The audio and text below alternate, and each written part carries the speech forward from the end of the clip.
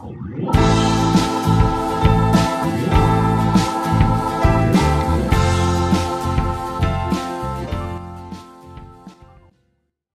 sexto ano, tudo bem? Estamos iniciando mais uma videoaula, espero que todos se encontrem bem.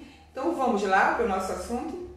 Olá, vamos para mais uma aula de ciências com a professora Ariana. E hoje nós vamos estudar a percepção do ambiente. Os principais conteúdos que você vai ver são visão, audição, olfato, gustação e tato. Bom, para começar, a gente tem que entender o seguinte: são as informações que são captadas por meio de determinadas células especializadas do nosso corpo, ok? Na percepção desses estímulos, e são chamadas células receptoras. Os órgãos que apresentam grande quantidade dessas células são chamados de órgãos sensoriais. E o que vai acontecer? Os estímulos como a luz, ondas sonoras, calor e substâncias químicas provocam reações nessas células receptoras. Então, o que vai acontecer? Essas células, elas apresentam especializações que possibilitam a transformação de estímulo em impulsos nervosos, os quais são transmitidos por meio de nervos, a parte central do sistema nervoso, onde são interpretados. Então, por meio dos sentidos, o nosso corpo ele pode perceber tudo o que nos rodeia. De acordo com as sensações, decide o que lhes assegura, tá? A sobrevivência e a integração com o meio ambiente. Então, o que acontece? Vamos lá. O estímulo, ele, na verdade, é captado pelas células receptoras. Isso é transformado em impulso nervoso, que vai até o sistema nervoso central, onde ocorre a interpretação na forma de sensações. Então, nós temos aqui áreas que são responsáveis pela determinação dessas sensações. Então, por que isso é importante, tá? Qual é a função? Na verdade, tanto o tato, degustação, paladar e olfato, eles vão propiciar nosso relacionamento com o ambiente, certo?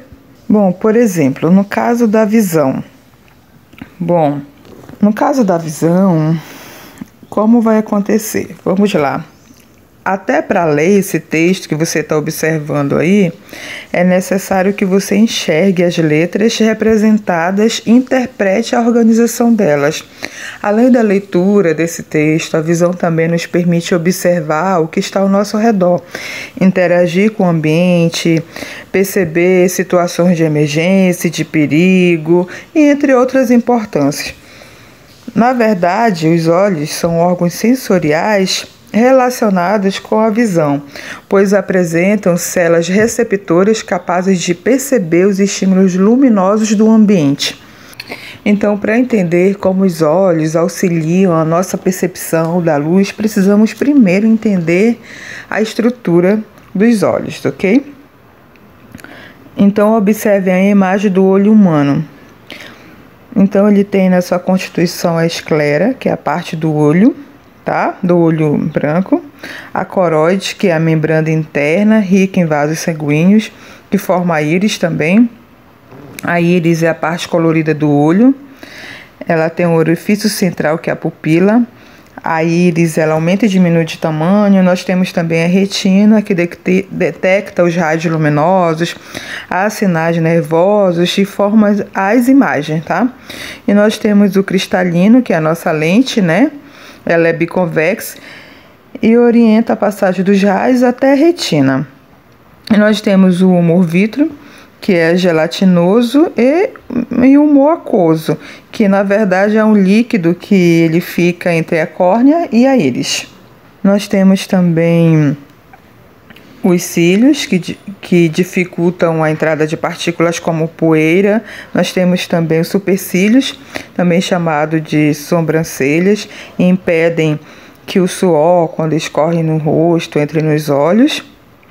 Nós temos também as pálpebras, que dificultam dificultam a entrada dos objetos nos olhos e ajudam a proteger da luz excessiva, tá? Além disso, quando piscamos, as pálpebras, elas espalham lágrimas sobre os olhos, lubrificando. Bom, aqui nós temos alguns defeitos, tá? Que a visão apresenta. Então, muitas pessoas elas não conseguem enxergar com nitidez por causa de defeitos como a visão, por causa de defeitos da visão, aliás, como a miopia, hipermetropia também, alguns problemas de inflamação, como conjuntivite. Então, nós temos aí a imagem, ela mostra como as pessoas com esses defeitos enxergam, né? Ou como é que acontece a formação da imagem dentro do globo ocular? Um outro problema de visão é a catarata, uma patologia dos olhos que consistisse na opacidade parcial ou total do cristalino, certo? E nós temos problemas de visão também, que é a inflamação na conjuntiva. Bom, na verdade ela é uma membrana transparente e fina que reveste a parte da frente do globo ocular, ok? O branco dos olhos e o interior das pálpebras, certo? Bom, agora nós vamos falar os estímulos sonoros, tá? Então, como a gente percebe isso? Eu não sei se vocês já perceberam que estamos cercados de sons, tá? Para um instante, fique em silêncio, ouça os sons ao seu redor para você poder entender. Bom, então que som você conseguiu identificar nesse momento que você parou e prestou atenção para perceber os sons? Bom, eles estão presentes em diferentes situações do nosso dia a dia, tá? Olha, seja uma música preferida, na buzina de um carro. Bom, gente, até para produzir essa aula para vocês aqui, é bem complicado, porque os sons eles vêm de todos os lados. É uma porta que abre, é alguém que me chama, é um cachorro que late. Então, nós estamos rodeados de sons. Então, quem é o órgão responsável pela captação dessas ondas sonoras? Bom, na verdade, as ondas sonoras, elas podem se deslocar pelo ar. E ao atingir os órgãos sensoriais específicos, estimulam células sensoriais relacionadas à audição. Nos seres humanos, por exemplo, o órgão que apresenta as células receptoras sensíveis às ondas sonoras é a orelha. Então, observando aí a figura, a gente vai ver que a orelha é dividida em 3 partes: a orelha externa, a orelha média e a orelha interna. Dessas 3 partes, eu vou destacar a orelha interna, porque além da função de audição, ela também tem uma função essencial para mantermos o equilíbrio do corpo. Por que isso acontece? Graças aos ductos semicirculares que estão na orelha interna, como vocês podem observar na imagem, esses ductos, eles relacionam-se com a movimentação da cabeça, principalmente com os movimentos de rotação. Quando rodamos muito, assim que paramos, o líquido presente nos canais semicirculares continua a se deslocar e estimular as células pilosas. Por isso, nós temos a sensação de tontura, ok? Bom, agora nós temos aí também, na orelha média, a gente tem a presença de 3 auxílios, que são os menores ossos do corpo humano, que é a bigorna, martelo e o estribo. Bom, agora nós vamos falar do paladar. Quando a gente fala de paladar, a gente vai falar dos gostos dos alimentos. Na verdade, os gostos dos alimentos é o resultado de mistura de substâncias químicas que são percebidas por receptores sensoriais presentes na língua. O paladar, ele influencia a escolha dos alimentos e contribui para identificar os alimentos estragados que podem prejudicar a saúde. Se a gente observar na superfície da língua, a gente vai perceber que ela é levemente rugosa e que essa característica se deve à resistência de pequenas elevações. Bom, essas pequenas elevações, elas são chamadas de papilas. Bom, essas estruturas, elas apresentam calículos gustatórios, nos quais se encontram os receptores degustatórios que auxiliam na percepção do gosto. E os seres humanos, eles são capazes de distinguir sensações básicas, né, de gosto, como ácido, amargo e o doce. Bom, nós temos também a memória degustativa. Mesmo sem enxergarmos, ao colocarmos um alimento da boca, conseguimos associar ao sabor da imagem com o alimento, ok? Bom, agora nós vamos falar do nariz e a percepção dos odores.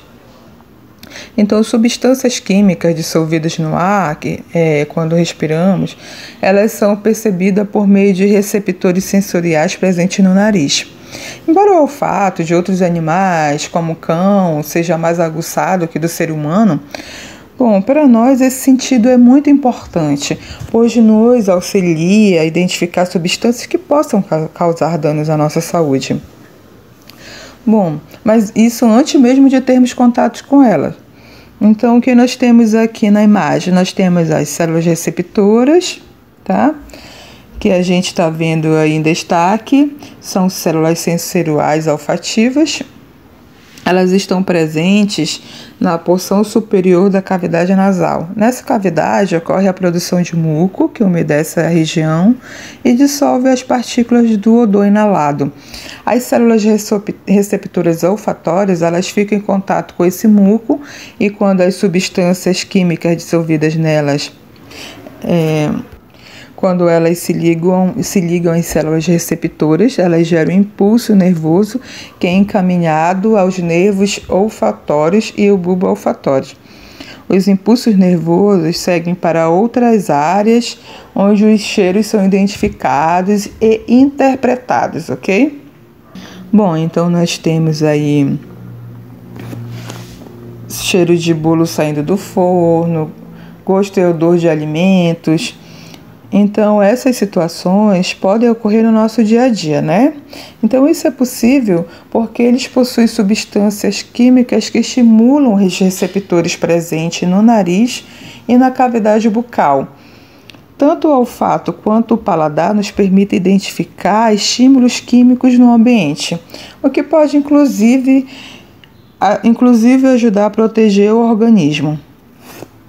Enquanto degustamos o alimento, percebemos também os sabores e, ao mesmo tempo, sentimos o cheiro.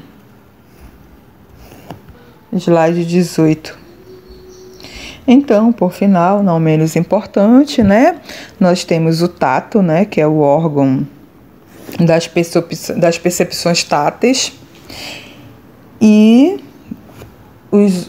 o tato é o sentido que nos permite sentir quando algo toca no nosso corpo, a textura e a temperatura dos objetos e até mesmo o vento, tá? Os receptores relacionados ao tato e às sensações térmicas, né? Quente e o frio estão presentes na pele, no tecido conjuntivo. Bom, na verdade, no tecido conjuntivo abaixo dela e as mucosas da boca e do ânus também. Algumas regiões do corpo apresentam maior quantidade de receptores relacionados ao tato e às sensações térmicas, sendo em geral mais sensíveis a estímulo. Entre elas, destacamos as extremidades dos dedos, nas pálpebras da mão, nas plantas dos pés, determinadas regiões da língua e entre outras, tá? Então, as percepções e a percepção das sensações táteis e térmicas facilitam a nossa interação com o ambiente. E, na verdade, permite a identificação de situações que possam representar riscos. Então, nós temos aí na imagem a estrutura da pele. O tato é o primeiro sentido que se desenvolve nos seres humanos, certo?